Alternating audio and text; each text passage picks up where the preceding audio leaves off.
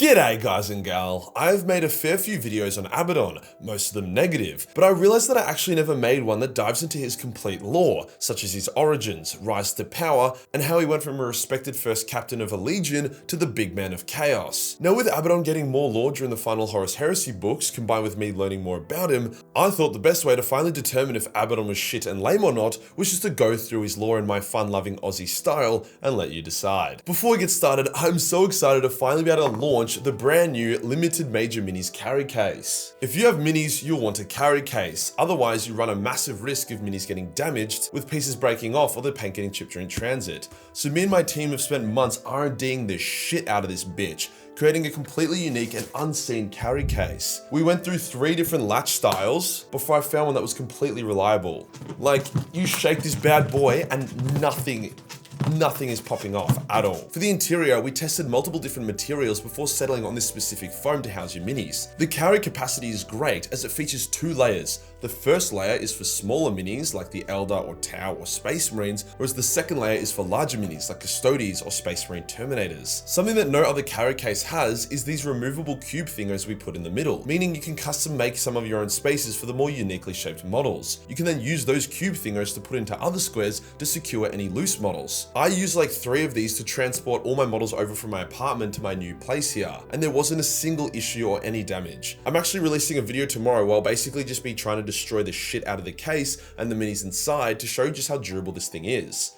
Durable, but very lightweight. Like, we didn't just buy this from Alibaba and rebrand it, this was built from the ground up. As a bonus, every purchase of a Major Mini carry case will get you a free Major Mini of your choice. But wait, there's more. Anyone that purchased the carry case will be added to our exclusive VIP list, which usually takes a fair bit of effort to get on. A bonus to being on that list is that we will send special offers, or even in some cases, special minis that no one will else get access to, which is what we have just done. So if you're a VIP, check your email as we are doing a very limited run of a bunch of VIP only models. The cases are limited. Once they sell out, that is it. They are dunzos, so get in now. Link is below. Today we'll go over the entirety of the lore of Abaddon to determine if I was too hard on him or if he actually does suck turbo dick, or maybe it's both. Let's get into it.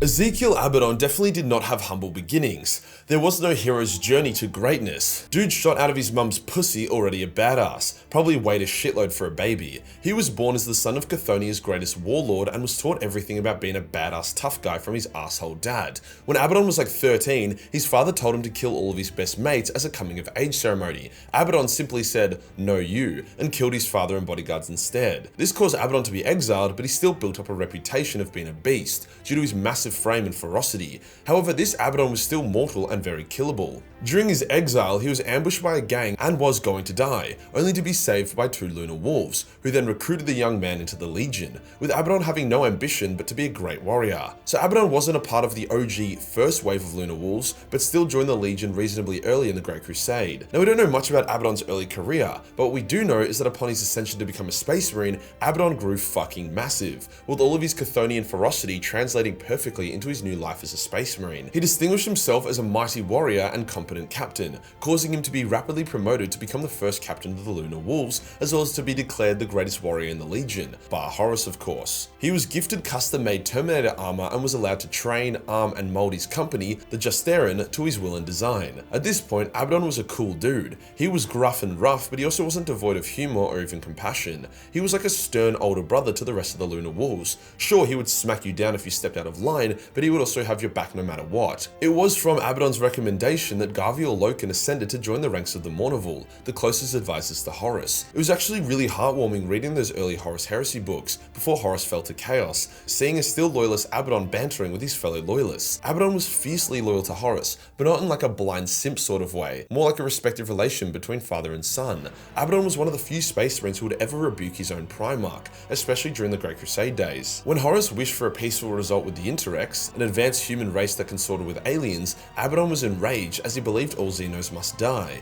Him and Horus entered into a shouting match, with Horus even threatening to derank the first captain if he didn't back the fuck off. Needless to say, Abaddon was pretty happy when the diplomatic talks broke down due to Erebus and he was allowed to kill the shit out of the Interrex. When Horus was shanked on Davin and fell into a coma, no one was more devastated than Abaddon. He had been harboring a hidden resentment towards the Emperor for some time due to his apparent abandonment of the Great Crusade. Abaddon was a warrior first and foremost. He He only respected fellow warriors, and if the Emperor wanted to go be a scientist, then Abaddon's respect for him would crumble. However, when Horus was wounded, this resentment exploded into outright hatred, as if the Emperor was still a part of the Crusade, this probably wouldn't have happened.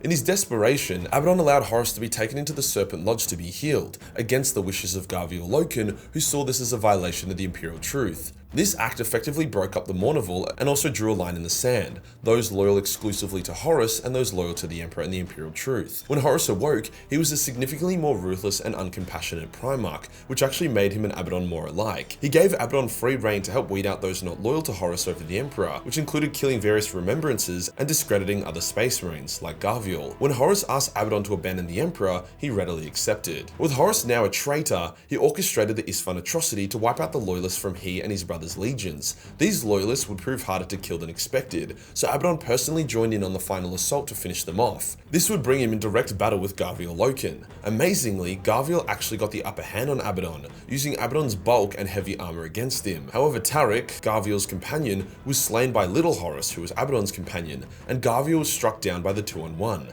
Abaddon would remark that Little Horus was disturbed by how things had played out, so he vowed to keep an eye on him in case he got cold feet. Abaddon wouldn't take much of a center stage during the heresy itself. Horus was pretty active in most war zones, so Abaddon wouldn't really be in the limelight. Sure, he did stuff, but it was generally pretty forgettable. Like, he was sent to finish off the Space Wolves after their disastrous attack on the Sons of Horus fleet, but failed due to the intervention of Corvus Corax. No, it would be during the Siege of Terra that Abaddon would really shine. Abaddon had been closely watching Horus's fall to chaos, and he found it pathetic. He was especially disturbed when Horus had been temporarily relieved of corruption when Lehman stabbed him with his special spear, seeing Horus full of doubt and regret, as if the only reason why he was doing the heresy was because of the will of another. However, every time Horus showed a fraction of his original self, the warrior god that Abaddon loved, Abaddon would instantly go back to being his little puppy. It was a toxic relationship. Abaddon would effectively be the leader of the Sons of Horus during the siege, as Horus just sat aboard his ship in a semi-demented state, something Abaddon began to resent him for. To make matters worse, a lot of the Sons of Horus had devolved into this selfish fuck orders state of being, making the legion super difficult to control. Despite this, Abaddon still made his mark, capturing Luna for the traitors, saving Khan the betrayer, and keeping the legion mostly together. However, Abaddon's resolve would finally crack. See, Dawn had left a fake weakness in his defenses, hoping to bait the traitors to commit to it and be slaughtered. Abaddon took the bait at the behest of Perturabo, who wanted to punish Horus for being a twat. Hence, Abaddon and most of his Justeran teleported into the fake chink in the armor and were immediately beset upon by the Imperium's most elite warriors. Abaddon fought like a war god reborn, but the loyalists were just stronger, with his entire complement of battle brothers being killed. Abaddon was then struck down, but before he could be killed, he was teleported to safety. Abaddon wept that he was denied a warrior's death. He also knew that moment he just experienced of raw battle, what should have been his final fight, was taken from him, and he would never get to feel like that ever again. It was all downhill from here, baby. Abaddon hated how chaos had infected the traitor legions, how men were giving up their bodies and souls for these fucked up power boosts. Despite this though, he continued to fight. However, when the Vengeful Spirit's void shields dropped, Abaddon rushed to his father's side. With only a fraction of the still sane Sons of Horus joining him, shit was bad on the Vengeful Spirit. It was like it had become its own mini hell, with Abaddon having to fight off various warp problems due to him actively resisting its influence. The greatest battle would come when he and his men came face to face with Constantine Valdor and his Custodes. Valdor and Abaddon dueled, with Valdor being shocked when Abaddon caught his spear mid-thrust. But Valdor ain't no bitch. He let go of his spear and he Superman punched Abaddon in the face, which hurt like a bitch. However, Abaddon had finally let chaos into him to empower him, as he wouldn't stand a chance otherwise. He would even go on to badly wound Valdor, but was denied the kill when Dawn entered the battle and fucked shit up. Abaddon would eventually reach Horus, only to find him dead, with Garviel Loken watching over the corpse. Abaddon was so sick of all the bloodshed, the corruption, and the dishonor, so he allowed Garviel to leave peacefully, even agreeing that chaos was a bad idea. But then Erebus killed Garviel by stabbing him in the back before convincing Abaddon that chaos could be a useful tool. So yeah, fuck Erebus, dude. Abaddon would lead the surviving Sons of Horus into the Eye of Terra before abandoning his legion to do some soul searching. However, many of the other traitor legions blamed the Sons of Horus for the heresy and its defeat, resulting in their current turbo shit situation. Thus, the Sons of Horus were regularly raided, with Horus's corpse being taken by the Emperor's children. Fabius Bile used the corpse to clone Horus and make a new inferior clone, something the Sons of Horus saw as utterly sacrilegious.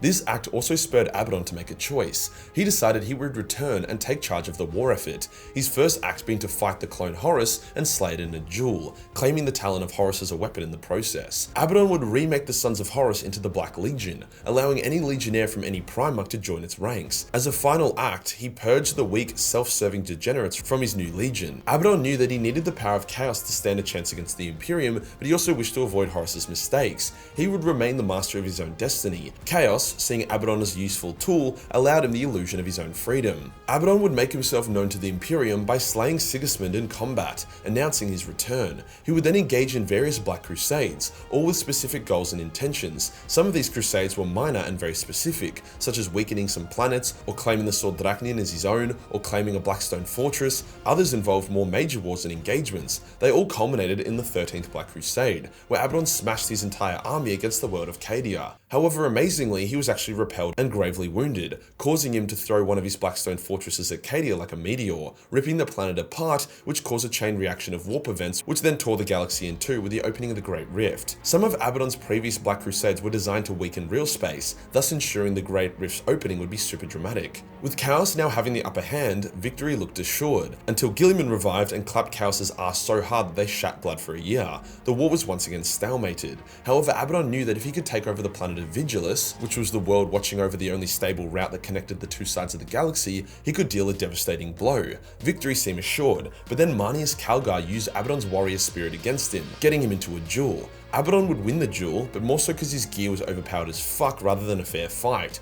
Like his sword just cut through Calgar's power fist like it was nothing. However, the duel was merely a bait. With Abaddon on the surface, the vengeful spirit was heavily attacked and bombed, forcing it to make an emergency warp jump, which caused Abaddon to freak out and leave the planet, tracking his runaway ship. He eventually found it and had to purge most of the people on board due to them falling to disarray. Abaddon's next move was to team up with Vashdor and create the Arcs of Omen, space hulks that could be used to strike at the Imperium and claim various key fragments for a special lock that we don't know much about yet. Abaddon would help Vashdor get these key fragments, but then the Lion returned, continuing Abaddon's curse of whenever he does something great for Chaos, a loyalist Primarch returns and fucks shit up. Abaddon now plans his next move, hoping that by blowing up Mars or some shit it won't accidentally bring back Corvus. Now with all this in mind, is Abaddon a good antagonist? The answer is that it's entirely up to you. You're allowed to have an opinion. You can think Abaddon is awesome because of his warrior spirit, his desire to maintain his free will, and his decisive victories over the Imperium. In return, you could also think he is shit because he's pretty one-dimensional, seems like a discount Horus, was given all of his power via either his gear or being genetically a unit, and getting his ass whooped all the time. Not to mention his pretty hypocritical stance on chaos. I didn't actually mention all the examples, but Abaddon has literally been saved from death at the last second many times. I personally think he would make a great right-hand man to the main bad guy, but as the main bad guy, he just really doesn't do it for me. Chaos is supposed to be this divided force, with many warlords and champions vying for control. Wouldn't it be dope if Lorgar returned, beat Abaddon to near death, and took over Chaos for a little while with the goal of turbo flooding the galaxy with Chaos energy, creating a narrative where Abaddon needs to think outside the box, or maybe even temporarily form an alliance with renegade Imperial loyalists, as Abaddon wants to stop Lorgar from corrupting everything and stealing everyone's free will. But the main point is, if someone tells you you have to love Abaddon, then they're a fucking idiot. If someone tells you that you have to hate Abaddon, they too are a fucking idiot. Make up your own mind. If you enjoyed the video and you want to support the channel, then pick up the carry case. This is a limited drop and it comes with a free major mini, so don't miss out. Hit the subscribe button and hit the real subscribe button for more top-notch content. Join the Discord for more memes and I'll see you in the next one. Peace.